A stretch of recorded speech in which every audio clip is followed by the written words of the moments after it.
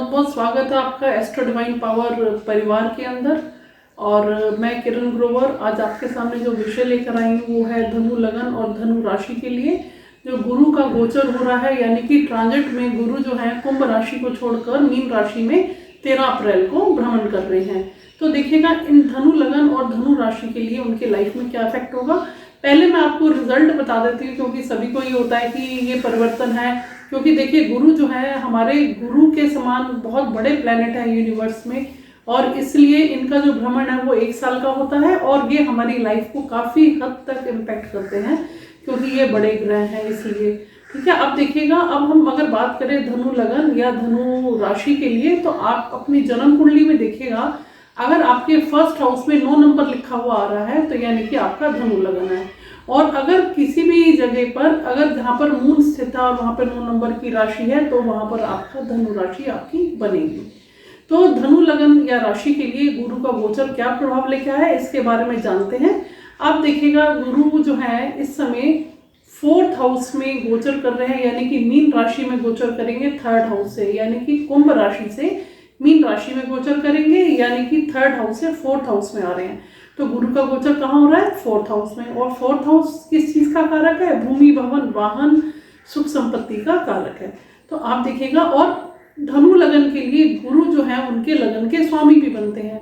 तो जो लगन के स्वामी हैं वो अपने आप में ही उनके लिए योग कारक हो गए, लेकिन आपको फिर भी अपनी पत्री में, कुंडली में ये चेक करना पड़ेगा कि गुरु की स्थिति क्या है, गुरु कौन से भाव में बैठे हुए हैं, उसको भी थोड़ा सा आप देख लीजिएगा तो बेहतर रहेगा। लेकिन आप एक चीज सीधा सीधा समझिए कि गुरु जो है आपको अपना आशीर्वाद देने के लिए तत्पर हैं। गुरु अपनी कृपा दृष्टि आपके ऊपर बनाकर रखे हुए हैं। आपको सिर्फ ये समझना है कि जन्म कुंडली से कि कौन कौन से भावों को ये प्रभाव दे रहे हैं, अच्छा प्रभाव दे रहे हैं, और कैसे आपकी किस्मत इस समय आपको साथ देने के लिए तैयार है।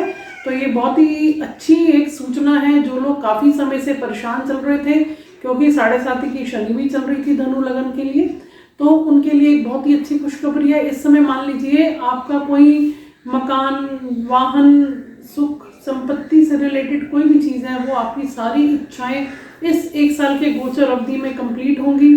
और उसके अलावा आपके कैरियर भाव पे भी दृष्टि है, आपका प्रोफेशन, आपका मान सम्मान, प्रोफेशन में भी आप अच्छा कर पाएंगे। इसके अलावा अगर आप स्थान परिवर्तन चाहते हैं और वो भी मन चाहा फेवरेबल, तो वो भी स्थिति हमें यहाँ देखने को नजर आती है। इसके अलावा देखिए, अब इसमें बहुत सारे जो गुरु का गोचर है वो अलग अलग एज ग्रुप के लोगों के ऊपर हो रहा है, तो सभी का तो स्थान परिवर्तन नहीं होगा या सभी तो बिजनेस में नहीं अच्छा करेंगे। इसके अलावा जो स्टूडेंट्स हैं जिनका 4th हाउस में गुरु का गोचर आ रहा है, ऐसे बच्चे अपने कैरियर में, अपने स्टडीज में बहुत अच्छा कर पाएंगे, एकेडमिक रिजल्ट्स उनके बहुत अच्छे आएंगे, मेहनत करेंगे, रिजल्ट अच्छा मिलेगा उनको, क्योंकि 4थे भाव से हम शिक्षा का भाव भी हम देखते हैं बच्चों के लिए। और अगर देखिएगा इसकी दृष्टि कहाँ कहाँ पे जाती है 4th हाउस से, इनकी 5th दृष्टि जो है वो आपकी जाती है 8th हाउस पे, तो यानी कि आपको अचानक से कहीं से धन लाभ हो सकता है। उसके अलावा आपका जो है 10th हाउस कैरियर का है, प्रोफेशन का है, स्टेटस का है, वहाँ पे आपको पॉजिटिव रिजल्ट मिलेंगे। अगर जॉब में कोई प्रमोशन चाहते हैं, कोई सरकारी नौकरी का योग बन रहा है, और इसके अलावा कहीं कोई ट्रांसफ़र होना है आपका, और वो ट्रांसफ़र आपका फेवरेबल या अच्छी जगह पर होने की पूरी पॉसिबिलिटी मुझे नज़र आ रही है। इसके अलावा देखिएगा आपके खर्चों पर रोक लगेगी, लेकिन जो भी होगा इन्वेस्टमेंट वो आपके फायदे के लिए होने जा रहा है। अब इसके बाद देखिए, मैंने आपको रिजल्ट के बारे में बता दिया कि गुरु का गोचर धनु लगन वालों के लिए बहुत शानदार रिजल्ट लेके आ रहा है। लेकिन अगर आपको थोड़ा सा भी एस्ट्रोलॉजी में इंटरेस्ट है और आप समझना चाहते हैं कि ये गोचर आपके लिए कैसे अच्छा है, कोई लॉजिक तो होगा ना उसके पीछे, तो उस लॉजिक को मैं अभी आपको थोड़ा सा एक्सप्लेन करती हूँ, so that you can conclude कि हाँ ये गोचर जो है, आप अपने आप से विश्वास करिए कि एस्ट्रोलॉजी जो है वो एक विद्या है, एक साइंस है, ये सिर्फ अंधविश्वास नहीं है। और जब आप इसको खुद महसूस करेंगे तो आपको सीखने की इच्छा भी बढ़ेगी। आप देखिएगा मेरी फ्री एस्ट्रोलॉजी बेसिक क्लासेस होती हैं, उसमें मैं फ्री जानकारी आपको बेसिक एस्ट्रोलॉजी की देती हूँ, सो दैट कि आप अपनी कुंडली को खुद ही पढ़ पाएँ, खुद ही उसको डिकोड कर पाएँ, ना कि आप किसी पे डिपेंडेंट रहे।